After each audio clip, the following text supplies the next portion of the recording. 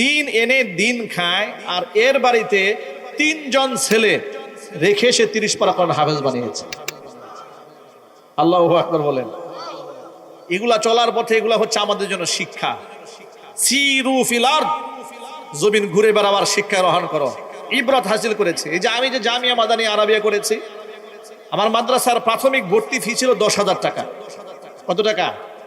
তা আমাদের এই শ্রমিক ভাইরা গেলেন আমার কাছে, হুজুর আপনি মাদ্রাসা করেছেন, আমরা আপনার মুসল্লি, আপনার প্রতিষ্ঠানে বাচ্চা পড়াবো, কিন্তু এত সুন্দর ব্যবস্থা করেছেন, সব ঠিক আছে, কিন্তু আমাদের তো অনেক শখ হয় যে আপনার এখানে পড়াবো, কিন্তু আমাদের টাকা নাই, কি করব? আমি বললাম কি করলে ভালো হয় বলেন? হুজুর ভর্তি ফি কমায় দেন। করলাম 8,000। কিছু ছাত্র ভর্তি হলো।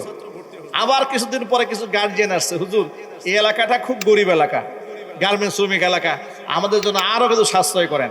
আমি বললাম কত করলে খুশি হন আপনারা? হুজুর মোটামুটি একটা কিছু করে দেন। আমি বললাম 6,000 করে দিলাম। 6,000 করে দিয়েছি।